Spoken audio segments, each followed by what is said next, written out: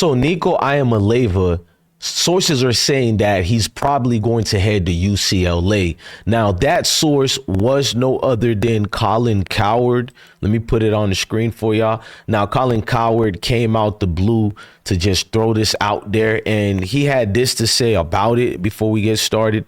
He said, "I am told moments ago Nico Iamaleava is going to UCLA. Family still claims it's not about the bag. It's about the Vols football offense. I was not told what the Bruins are paying." So that is true. Now they're taking shots at Josh Heupel's offense and at Tennessee as a whole. If you look at what they're actually saying here, basically right now it's Nico, the one who's being protected. I think I was correct when I told you guys they were going to take issues for the big hits that were coming towards Nico. Do you remember big hits like this? Unfortunate, his helmet cracked. That's the last memory of Nico in Tennessee. Could you believe it? That's what they're going to remember. I think his father and the people around him were concerned about this offense. Now, that part I do believe. Any father or parents or people who concerned for their loved ones would look at this type of offense and say, hey, the hits are too much. But if we're being honest here, to use that as a scapegoat while you're leaving and say it's not about money, it's kind of foolish. We know now what they're bringing up is things like his little brother Madden, who was supposedly going to UCLA. But then he signed with Arkansas last minute, probably got a bag too. For Nico to now, his family are saying UCLA was a dream thing or whatever. And they did recruit him when he was in the California area, but they recruit everybody. I don't know. Let's read some of the things that they had to say, because a lot of this is becoming uncomfortable. And I don't want to, dare I say, go to that level. But this is what the family said. Nico Camp said they didn't put him in a bad spot. We knew that Nico's side would finally come out and address his departure.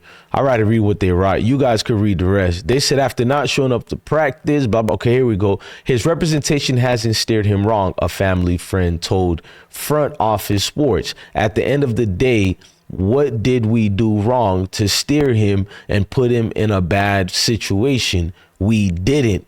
Well, you actually did put him in a bad situation, because you're not thinking in terms of college football. You're thinking in terms of family. How could you put him in a bad situation as far as through your lens, your eyes? You're not looking at the whole institution, the college football fans, and probably future employers who already know what type of character he has. You're not looking through those lenses. You're being selfish and looking through the lens, well, of a family friend, which is the wrong advice to ever take. You need the professionals who actually know about this place, not greedy agents, and not family who do have a good heart, because your heart is in the right place. Nico is your loved one. So, of course, in your eyes, you're looking at the comments, the reactions. How could we steer him wrong? Now, the family responded to another situation, too, and they said this.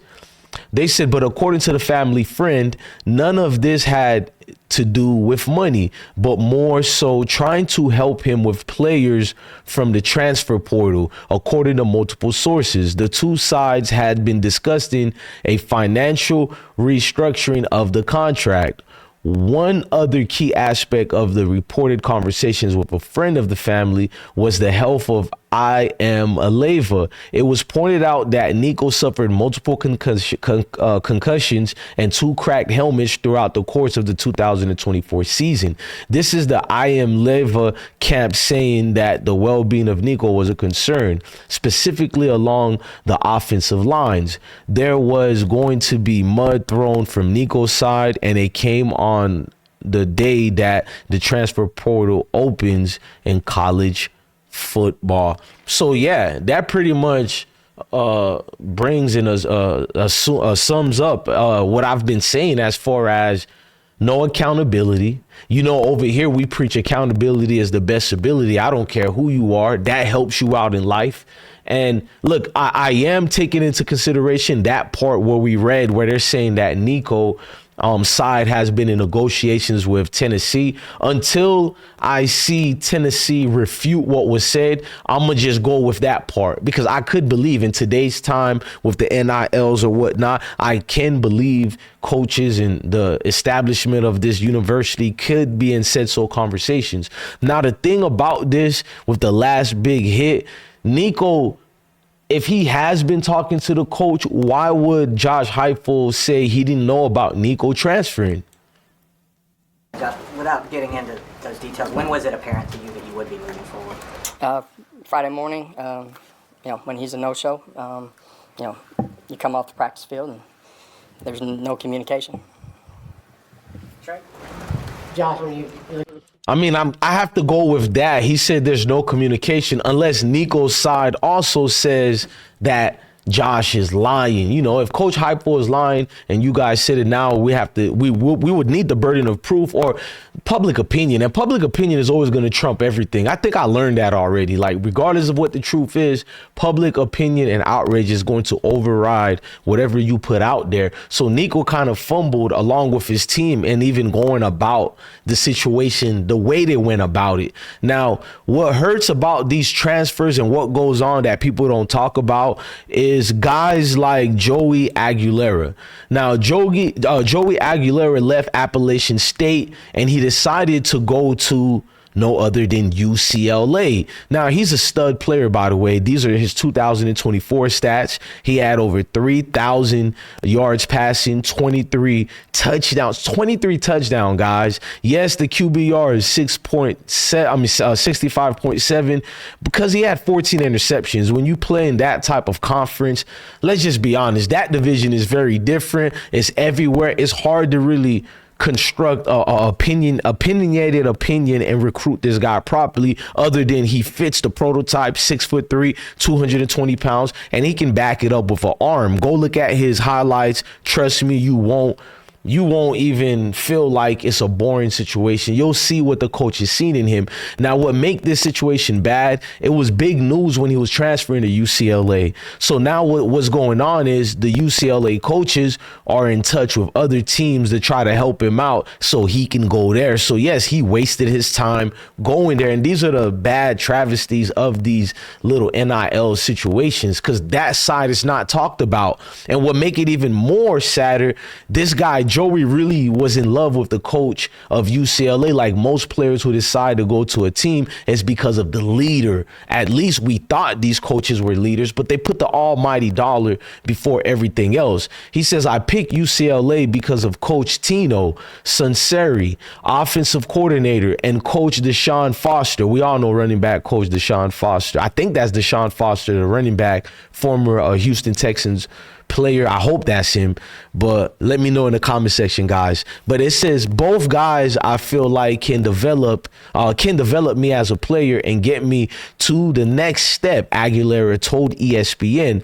Coach Tino saw me play when he was at JMU. Both coaches are competitors and I love what they are doing with the program. So obviously, man, somebody has to lose in these situations. And I that's what I mean. Like when Nico family speaks or his camp speaks, I don't think these guys have any proper PR relations, media relations. They don't have it, because to come out and say, we're his family, we didn't see anything that was, we didn't steer him bad. You're not looking at through the optics and how the lens are for other people to view this as, especially the family of Joey Aguilera. It's just a lot going on, man. But it is what it is. In this new day of age, they're not regular students anymore. They're somewhat amateur professional players.